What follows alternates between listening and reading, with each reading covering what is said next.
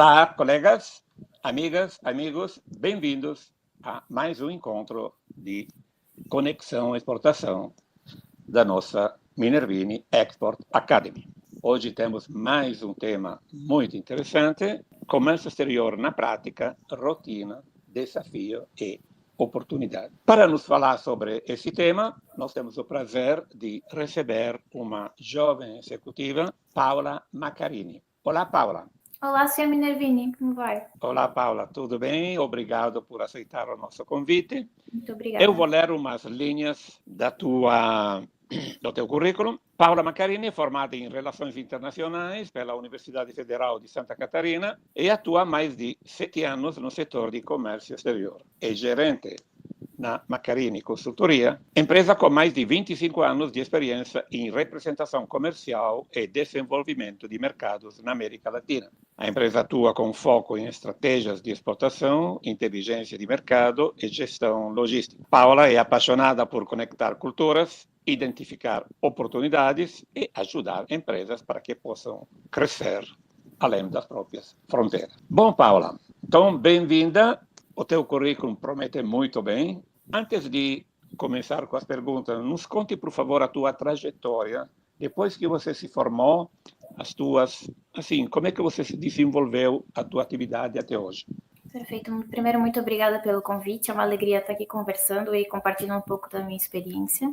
Como o senhor mencionou, eu me formei em Relações Internacionais na UFSC e, em seguida, já entrei para trabalhar na Federação das Indústrias do Estado de Santa Catarina, na rede de Centros Internacionais de Negócios, que foi muito importante para o meu desenvolvimento na área de comércio exterior em si, já que a universidade foi muito robusta em economia, direito e história, mas para o comércio exterior, para o senhor ter um exemplo, dos 4 anos de ensino, nós tivemos uma matéria durante um semestre. Então, na Rede Sim, eu pude realmente entrar em contato com o dia a dia das empresas, entender as suas necessidades, seus desafios, as ambições e também ter o contato com empresas nos seus diferentes estágios de internacionalização. Entendo. Bom, imagino que obviamente a experiência no Centro Internacional de Negócios tenha ajudado muito você, pois em um centro internacional aparece todo dia empresas das mais diferentes, então com isso a gente aprende muito com os demais. Ok, então nós vamos iniciando a nossa bateria de perguntas. Você já adiantou um pouquinho, você faz pouco menos de uma década que deixou a escola, e eu sempre faço essa pergunta ao pessoal, digamos, que se formou não há muitíssimo tempo. O que faltou e o que sobrou no ensino do comércio internacional? Qual a diferença que você viu entre aquilo que você aprendeu na escola e aquilo que você teve que fazer na prática? Perfeito. Realmente, eu senti que, no meu caso específico, o meu curso era muito direcionado para encaminhar os alunos para ou a academia ou a diplomacia. Então, realmente, a parte de comércio e negociação foi muito na prática, primeiramente na Rede Sim e depois na Maccarini Consultoria, trabalhando com representação comercial de empresas brasileiras, especificamente para os mercados da América Latina. Então, assim, entendo que é para dar essa base para os alunos, há que fazer uma seleção muito específica da ementa, mas ficaria feliz se tivessem mais matérias, sejam mais aprofundadas em comércio exterior, ou então prospecção, inteligência comercial, ou talvez um enfoque maior na negociação internacional, e até assim seminários ou parcerias com outras universidades que têm já mais um direcionamento para o mercado de trabalho, creio que ajudaria bastante. Dar mais esse leque para os alunos do que eles podem alcançar. Exato, isso confirma uma pesquisa que eu fiz ultimamente. Eu coloquei uma newsletter no LinkedIn, exatamente o que falta e o que sobra no ensino do comércio internacional, corresponde com aquilo que você fala. Sobra muito a parte de economia, teoria, cenários internacionais, etc. O que é interessantíssimo, né? Que é fantástico, é fascinante, mas falta o dia a dia. Como é que eu faço? Porque o empresário não tem tempo de formar você no dia a dia. Ele quer que você já possa produzir resultado, mas ainda no Brasil, que a gente quer resultado ontem, fica muito difícil. Eu sempre digo que deveria haver uma mesa redonda com 3 atores. A escola, Federação das Indústrias e instituições de apoio ao comércio exterior. Perfeito. Para que o pessoal pudesse definir os currículos. O que o mercado está pedindo, porque talvez a escola te forme em algo que o mercado não está pedindo, ou até demais uma série de informações que você não vai precisar. Então, deveria haver essa comunhão entre essas 3 entidades para que se possa definir, seja o que vocês concretamente vão precisar depois que saem da escola, seja exatamente como você mencionou, assistir a seminário, trazer convidados que já têm uma certa experiência, dizendo, bom, para mim foi assim, assim, assim, para mim foi assim. Quer dizer, aprender já nos bancos de escola, já experiências práticas de gente que já passou por isso. Então, infelizmente, está faltando, obviamente, uma atualização dos currículos, talvez também atualizar, mas ainda hoje, que todo dia tem uma coisa diferente, inteligência comercial, de mercado, etc., atualizar os currículos dos professores, e alguns professores são acadêmicos, porém não têm na prática para te transmitir. Então, está faltando isso nas escolas. Estatisticamente, acho que o comércio exterior é o que mais demanda profissionais, né? Há um limite na diplomacia, há um limite de pessoas na academia, e o comércio exterior está precisando. Sem dúvida. Isso aconteceu comigo já faz 50 anos. Eu me formei em engenharia eletrônica, e depois eu vim para o Brasil. O meu primeiro trabalho, eu entrei numa empresa que consertava flash, gravadores, etc. No meu primeiro dia de trabalho, o dono da empresa me jogou na mesa um imenso gravador, dizendo, esse gravador está com defeito, conserta até o final da tarde. Eu nem sabia como ligar o gravador. Bom, isso para te dizer que, porque na escola a gente tinha estudado fórmulas arcaicas, mas eu nunca tinha mexido na prática. E, infelizmente, isso vai se repetindo. Bom, começamos com a rotina do executivo de exportação. Talvez não seja tão rotina, porque com aquilo que a gente está vivendo todo dia tem uma coisa nova. Tem o tarifaço hoje, os 30 bilhões o outro dia, então tem que ser muito mais que o executivo, tem que ter um talento de artista para manter a coisa interessante nesse negócio. Porém, também exatamente isso que faz a coisa interessante, porque aquela coisa monótona, todo dia a mesma coisa, é triste. Então, me conta um pouco da tua rotina de executivo de exportação e, digamos, como é que você desenvolve o teu trabalho no teu dia a dia? Apesar de não ter rotina, tentamos estruturar da melhor maneira possível. Então, eu gosto de sempre ter 4 núcleos, para não perder de vista nenhuma das áreas mais importantes. Que a primeira que eu destaco é o administrativo, é aquela que, se tudo ocorre como planejado, é a invisível, mas é a que sustenta tudo, né? Seria a coordenação entre fábrica, produção, o transporte, a documentação, para que chegue tudo ao cliente da melhor maneira. Destacaria também o relacionamento com o cliente, que é essencial, chave, e o que geralmente nós damos mais ênfase. Então, uma comunicação frequente, com agilidade nas informações quando solicitado, porque aqui é a construção da confiança, e isso é essencial, acho que não precisa nem comentar, né? E sempre o que eu gosto muito de ter em mente é antecipar imprevistos, porque nós estamos numa área que há muita coisa, muitos elementos externos. Então, sempre adiantar, aconteceu algo que não estava esperado, já traz para o seu cliente com alternativas, com soluções. Outra ponto muito importante, inteligência comercial, é o nosso aliado, nosso mapa. Como é onde nós vamos poder entender mais o nosso mercado, acompanhar como estamos desenvolvendo, áreas de oportunidade, riscos, o que o senhor sempre comenta, fazer a engenharia de preço, que é essencial. essencial, até para o nosso posicionamento de mercado. E, por fim, não menos importante, a prospecção. Não apenas administrar pedidos, mas fazer uma estrutura estratégica em busca dos clientes, dos parceiros. Por exemplo, na nossa experiência mais recente, estamos trabalhando com um fabricante de utensílios de cozinha. Nós identificamos uma demanda no exterior, fomos em busca de um fornecedor aqui brasileiro, encontramos e agora estamos nesse processo de abertura de mercados. Entender qual que é o cenário, onde ele se posiciona, entender os melhores canais de distribuição e contatar potenciais parceiros agora. Tá claro. Você lembrou um tema muito importante. Um dos trabalhos que você faz é esse trabalho de coordenação entre as várias áreas, de maneira que depois tudo fica pronto, bonitinho, até a saída do produto. Você faço uma parêntese, aquilo que eu tenho sofrido na pele, esse problema, é que é difícil fazer uma coordenação, porque cada um faz um pedacinho. Eu faço da A até o C, do D em diante não é problema meu. Aí o outro faz do E até o F, aí vai. Então fica tudo nas costas do gerente de exportação. Quer dizer, ele tem que suportar uma carga que não é dele. Só que erroneamente se pensa que a exportação é um assunto daquele pessoal que fala idioma, pessoal que viaja a custo da empresa, turista de luxo, etc, etc. Então, eu costumo dizer que é mais difícil vender a ideia da exportação na empresa do que vender o produto lá fora. Você concorda com isso? Graças a Deus, trabalhamos com empresas que, como representantes comerciais, que já têm uma boa noção dos benefícios da exportação, do que a exportação pode trazer de desenvolvimento para a empresa.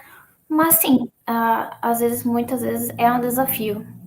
É uma barreira para exportar. Porque quando você pergunta para o pessoal quais são as dificuldades que você enfrenta para exportar, a resposta é tranquila. O governo, o financiamento, os bancos compram caro, não tem seguro. Tudo é da porta para fora. Sim. Ninguém que te fala dos problemas que estão dentro da empresa. Então, por isso que é importante que na empresa haja uma integração. E muitas vezes falta exatamente. E isso dificulta, obviamente, o teu trabalho para você coordenar isso. Passamos para outro.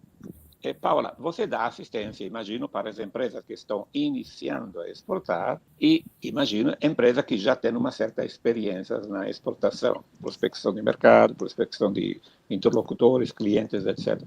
Nos dois tipos de empresa, quem não tem experiência, quem já tem experiência, que tipo de dificuldades você tem encontrado? Eu acho que, primeiramente, destacaria o medo do desconhecido.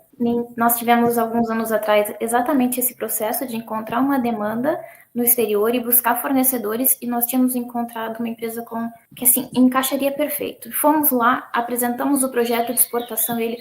Não, mas nós não mexemos com isso. Foi uma resposta tão veemente, assim, que nos surpreendeu. Então, nós vemos que tem essa crença de que a exportação é algo difícil, burocrático, custoso. E com os parceiros certos não precisa ser, mas fica muito essa questão da documentação, gasto com despachante, proteção de marca, que é essencial para o desenvolvimento das atividades, prospecção até adaptação de produtos, mas essa não precisa ser. Isso pode muito bem também depois ser um diferencial, pode para a inovação da sua empresa. Por exemplo, para eletrodomésticos, a Argentina exige que você envie o seu produto e ele seja certificado por um órgão análogo ao Inmetro. Nós também já tivemos outra experiência em fogões. Argentina e Uruguai há alguns anos já exigem a presença da válvula de segurança. Isso é uma coisa que o Brasil passou a exigir recentemente. Então, quem já estava adiantado a essa exigência. Isso é um dos benefícios da exportação, a inovação do teu produto, a rapidez da tua adaptabilidade. Outra dificuldade que eu diria, como o senhor comentou, o imediatismo nos resultados. Isso não é um mercado para entrar hoje, amanhã ou daqui a um mês já ter resultados. É uma busca de desenvolvimento e parcerias duradouras e longevas. Eu diria que a falta de planejamento estratégico da exportação é outra dificuldade. Nós fomos iniciar, já lhe dou aqui um exemplo, fomos iniciar o trabalho de exportação com um cliente que já havia exportado e essa falta de planejamento inviabilizou a continuidade porque ele havia exportado, ou melhor, ele foi comprado por uma empresa pequena e que no mercado, no seu país, vendeu para outras empresas menores. E elas, como canal de distribuição, colocaram no marketplace, né? E quando nós fomos abordar, era uma empresa que já tinha um volume de produção significativo, tinha capacidade e estrutura para atingir clientes maiores, e quando fomos ofertar esses produtos para os clientes maiores, ao fazer essa pesquisa de mercado, o que eles tiveram? A noção de que o mercado já estava saturado. Então, era um cliente que poderia fazer compras grandes e periódicas, mas que ao olhar já falou, não, aqui eu não desejo continuar porque esse mercado já está completamente saturado, e era só uma impressão.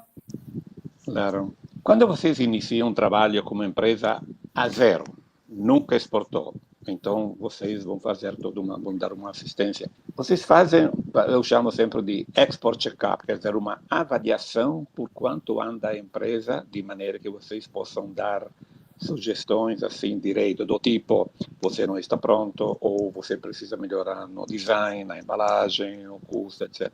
Vocês fazem esse tipo de trabalho inicial? Na consultoria, o senhor fala da porta para dentro, né? Já nós, ao buscar produto, já selecionamos mais ou menos, vemos que a empresa já está, e na medida do processo, nós damos algumas dicas, pedimos algumas alterações, mas o check-up em si ainda não. É um produto que nós podemos começar a implementar, mas seria mais ainda a porta para fora e fazer alguns pedidos de alteração e de adequação. Porque fazendo isso vai facilitar muito também na vida de vocês. Porque vocês vão ter um cliente que, não digo que fala o mesmo idioma de vocês, porém, ele não está em 0. De 0 a 10, talvez ele está em 4 ou em 6. Então, digamos, vai como sugestão, se eu vou começar com um cliente hoje, e dele nem sequer, digamos, pensou na exportação, eu faria primeiro uma avaliação preliminar por quanto anda.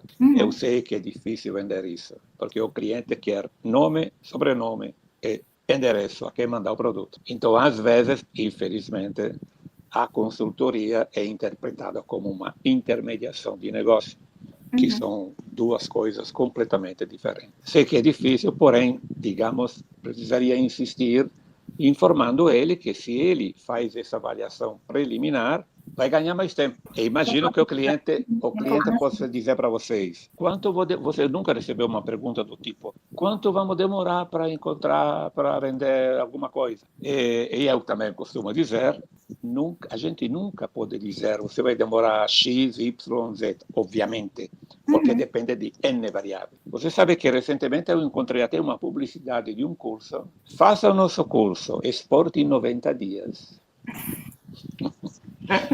Isso é quer dizer, um afronto, é um escândalo. Depende se você vende, não sei, meias, ou você vende máquinas operatrizes com controle numérico, ou robótica. Espero que não tenham colocado o seu dinheiro de volta, né? Exatamente. E depende se você vende para o Paraguai, ou para o Japão, para a Bolívia, ou para a Suíça. Depende de N. Aquilo que nós, consultores, fazemos para os clientes é, se você faz as coisas direito, vai demorar menos. Quanto? Depende de quanto você quer investir e depende também da tua atitude. Imagina que no teu trabalho você encontra gente com uma mentalidade muito fechada e gente que está aberta. Mentalidade fechada no sentido, meu avô construiu a empresa, passou para meu pai passou para mim, a gente já sabe o que fazer. Nós só queremos nome de importador. Não é isso. Então, sem dúvida, digamos, a dificuldade do nosso trabalho, dizer para o cliente que vai demorar menos se ele fizer as coisas com método. Se ele ficar dando tiro a 360 graus, pode ganhar uma loteria, mas isso vai ser uma loteria. Eu vi a tua página LinkedIn, que, aliás, te parabenizo pela tua página. Eu vi que você tem uma discreta experiência na América Latina. Nos dá um pouco uma panorâmica daquilo que você já adquiriu como experiência negociando, trabalhando com os países, nossos vizinhos. Infelizmente, na América Latina, somos todos latinos. E sendo latinos, uma das nossas qualidades, entre aspas, é o individualismo e desconfiança. Então, obviamente, isso é difícil di fatto, veja, o commercio interregional na América Latina, acho que não supera 10 ou 15%. Quer dizer, a gente está comprando de fora da América Latina, o que talvez poderia comprar na esquina de um país vizinho. Então, sem dúvida, não é fácil trabalhar na América Latina. Porém, nos conta um pouco da tua experiência negociando nessa macro-região. Assim, senhor Nicola, eu vejo muito, quando falam em exportação, as pessoas já querem Estados Unidos, Europa, Ásia, e eu vejo a América Latina um pouco esquecida nessa relação esse elenco de países. Para o senhor ter uma noção, nós somos, já vamos dizer, excluindo o Brasil, 19 países, um mercado de 450 milhões de pessoas, e em 2024, as exportações do Brasil para a América Latina correspondeu a 12,7% do total. Nada. Né? E juntando isso à questão de que no Brasil menos de 1% das empresas exportam, é um potencial enorme e inexplorado. Acredito que a exportação é para todas as empresas? Não, mas tem muitas empresas com um bom produto, dentro da sua fibra, a inovação, sempre a melhoria contínua de processos. Então, tem muito para se trabalhar. Né? Nós temos que ser muito mais proativos na promoção da exportação, porque, como o senhor sempre fala, é um antídoto para a crise, a exportação. Exato. Não vai te tirar dela, mas com certeza vai te fazer evitá-la. E o que eu vejo na América Latina, o que me surpreende muito e acho muito gratificante para vencer esse individualismo, essa desconfiança que o senhor falou, como nós temos que trabalhar o relacionamento, que é onde a gente constrói a confiança. Isso é uma experiência própria minha, que eu, quando comecei a trabalhar, fui freelancer em tradução e sempre comecei a trabalhar com empresas, né, estadunidenses, norte-americanas. Então, ali, a construção dessa confiança era muito na eficiência da entrega das demandas e na qualidade da entrega.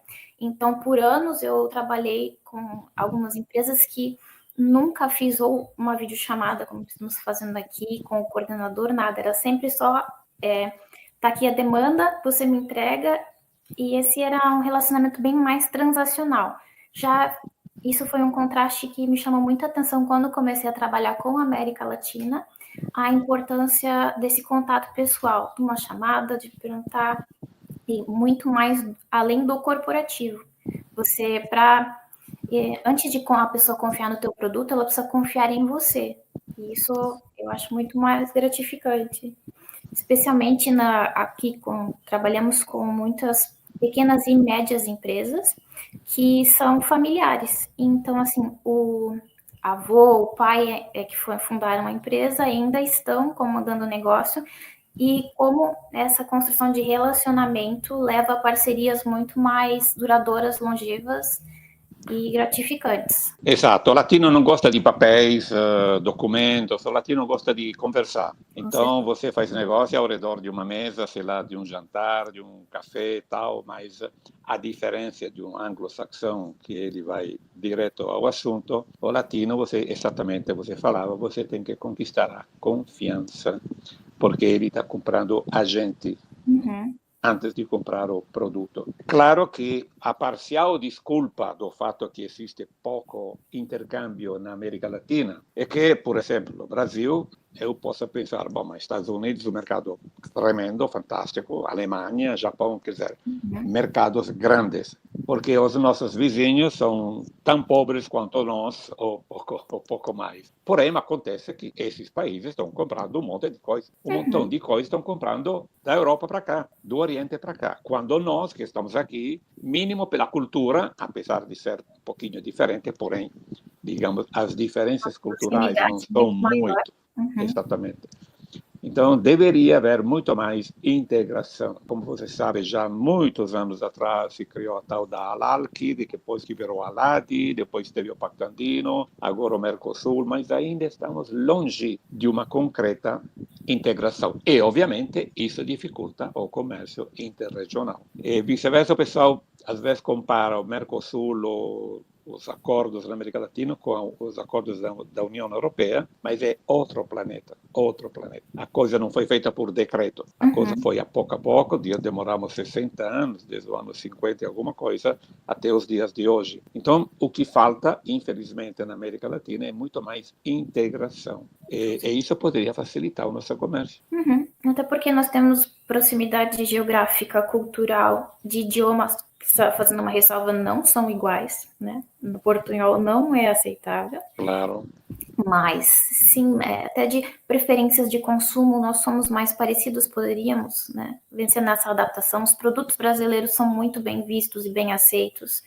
Então, tem muito ainda para desenvolver. Deveríamos investir mais. Um dos mercados com que você tem atuado mais é o Paraguai. Eu estava lendo que o Paraguai está crescendo muito, tem uma fantástica indústria de maquilas. Você sabe que na fronteira entre México e Estados Unidos tem mais de 3.000 empresas maquiladoras. Maquiladoras, entendemos, uma empresa que importa componentes, tipo uma maquiladora mexicana, importa componentes no México, coloca uns parafusos, quer dizer, dá um certo conteúdo local, e manda de volta do outro lado, porém, obviamente, aproveitando de incentivos, mão de obra barata. Algo parecido me parece que está acontecendo no Paraguai. E me parece que tem empresas brasileiras que estão já aproveitando disso. Nos dá uma panorâmica sobre o que você conhece sobre o assunto maquiladoras? Sim. Pessoalmente, ainda não tive a oportunidade de trabalhar com essa situação, mas sim, o Paraguai está muito forte nisso para incentivar a indústria local.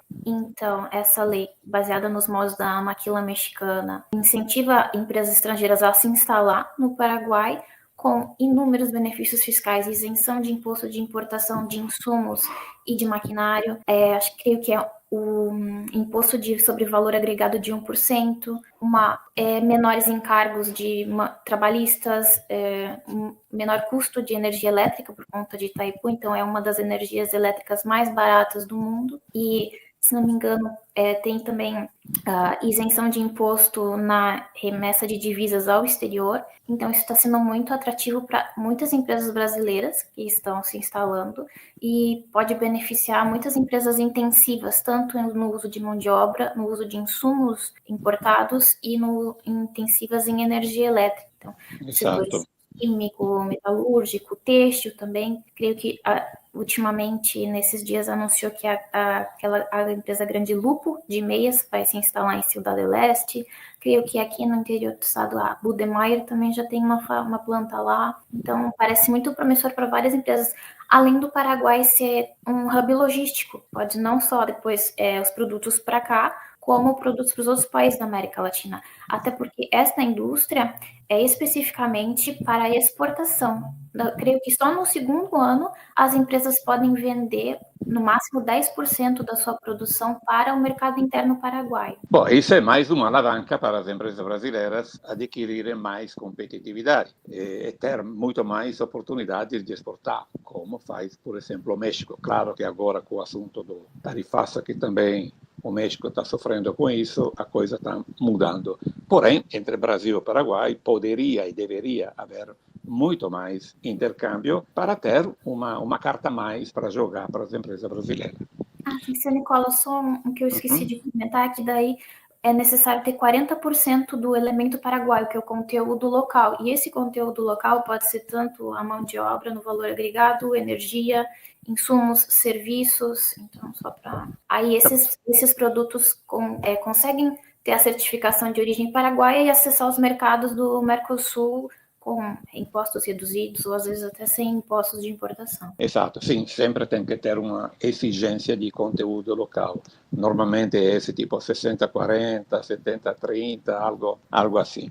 Um outro detalhe, Paula, você que tem tido tua experiência na América Latina, nós, por exemplo, na Europa, a gente enxerga a América Latina como um grupo só, como também vice-versa. Imagino que muitas vezes na América Latina o pessoal pensa na Europa, alguém me pergunta qual é o perfil típico de um executivo europeu. Não dá para responder, porque se imagina um grego com um sueco, um norueguês com um espanhol, somos muito, muito diferentes, porque aqui tem uma história de milênios. países. América Latina, nós de fora, olhando a América Latina, achamos que você negociar com o México, com o Chile, com o Brasil, deve ser a mesma coisa. Aliás, pior, o pessoal acha ainda, tem alguns, que no Brasil se fala espanhol, já que todo mundo fala espanhol. Então, pela tua experiência, quais são isso é importantíssimo, porque os experts definem a falta de conhecimento de diferenças culturais responsável por 60-70% dos fracassos nas negociações,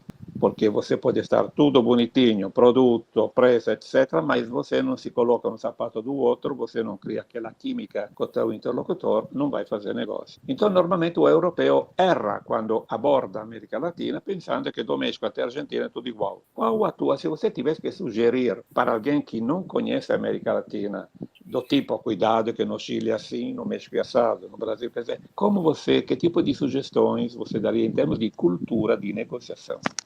Há muitas sutilezas, né? E a gente tem que treinar o olho para isso. Por exemplo, já de cara, entre a América Latina e os brasileiros, eu creio que eles são mais reservados do que nós.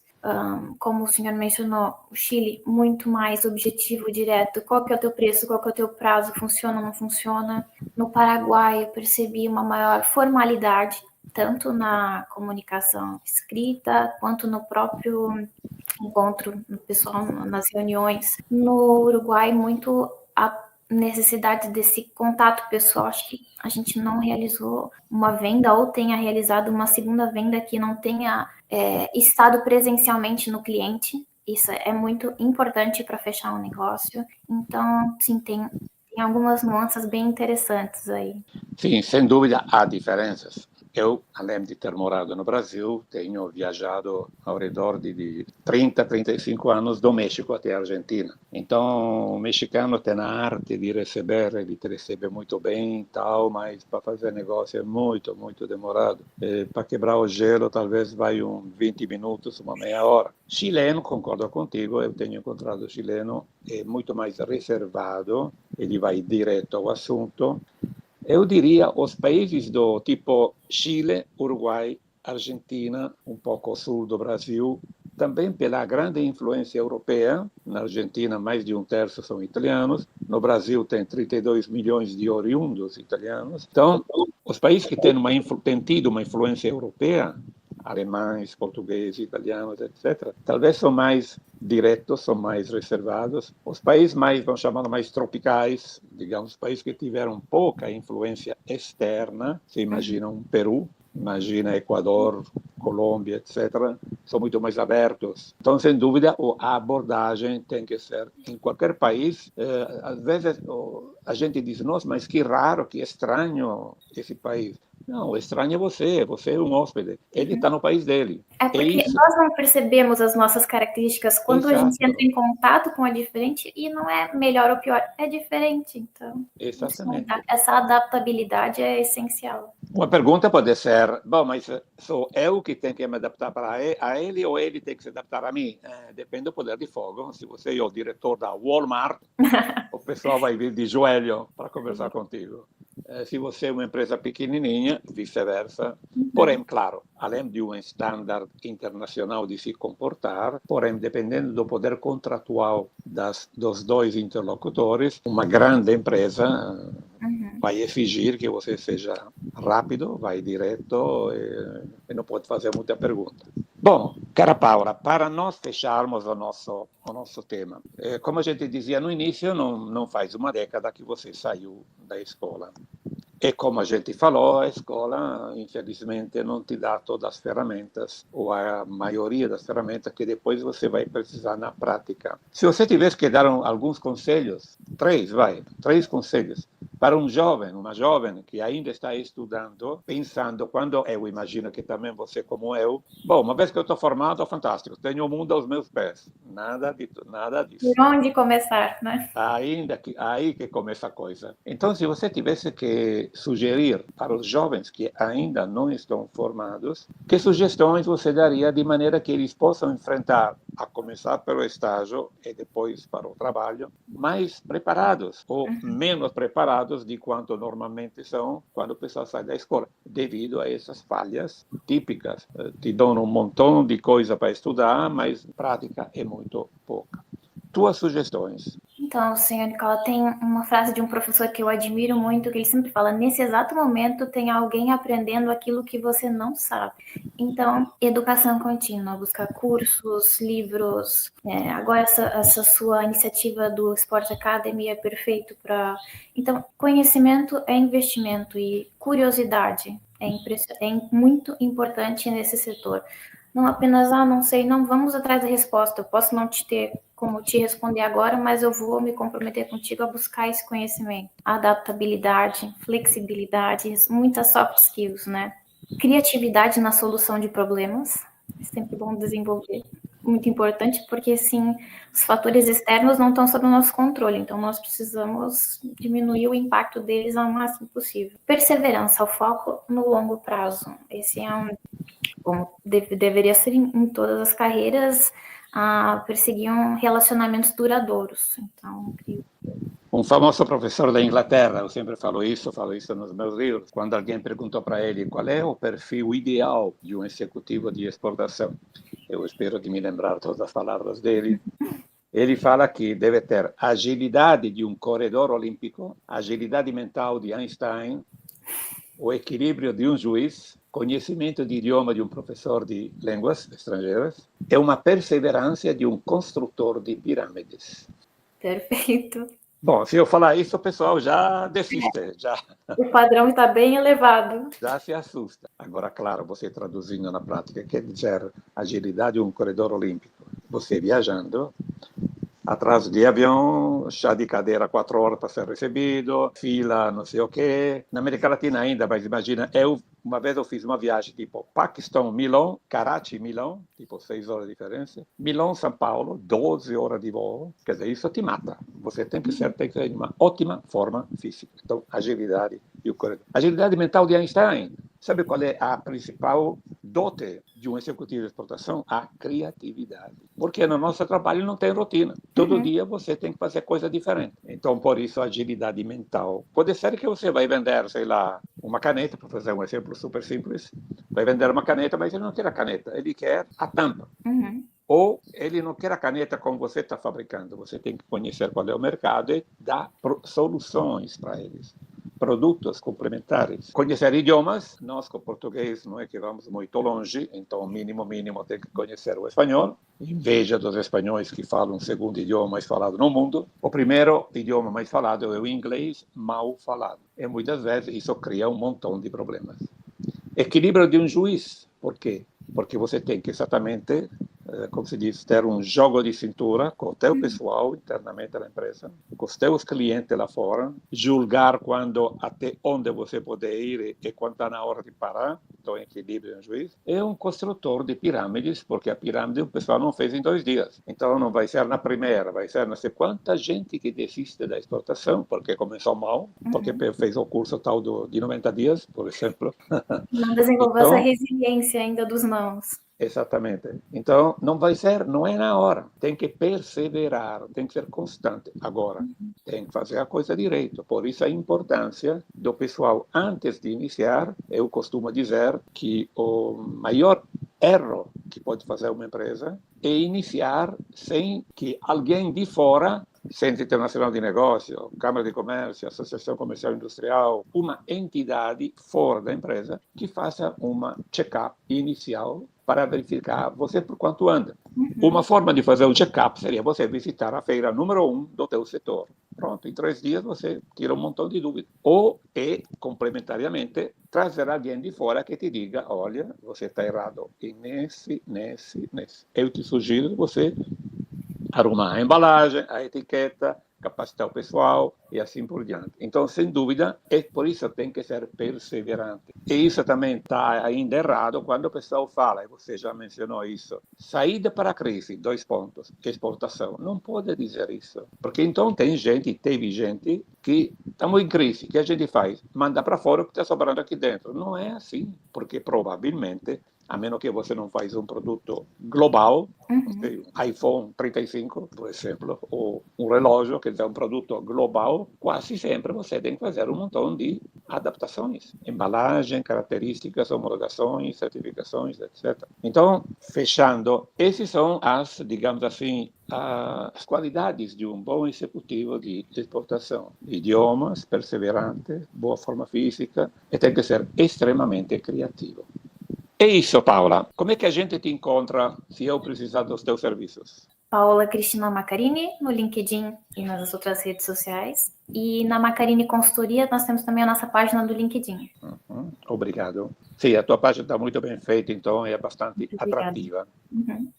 Bom, Paula, eu te agradeço muitíssimo, agradeço pelo teu tempo, por você ter aceito esse convite. Muito Eu obrigada acredito, pelo seu convite, foi um privilégio, uma honra estar aqui com os senhores, sempre aprender bastante. eu acredito que essa tua testemunha, para os jovens que estão se formando agora, e jovens que estão iniciando a carreira, digamos, seja importante para eles verem quais são. Não é que todo está tudo bonitinho, tal. Eu viajo para Londres, Roma, Paris, etc, etc. É Sim. um pouco diferente. Então, essa tua testemunha serve muito também para que o pessoal que está iniciando vê como você iniciou e como você tem alcançado determinados resultados. Paula, muito, muito grato, um sucesso enorme para você, para a tua empresa, Bem, e com relação aos nossos colegas, amigas e amigos, nós convidamos vocês a assinar o nosso grupo de WhatsApp, Minervini News, e logo vai sair o portal, logo em questão de horas, se não de dias, poucos dias, o portal completo da Minervini Export Academy. Então vocês vão ter uma ótima ideia de qual a nossa área de atuação. Paula, muito grato ao pessoal que nos assistiu e nos vemos na próxima semana.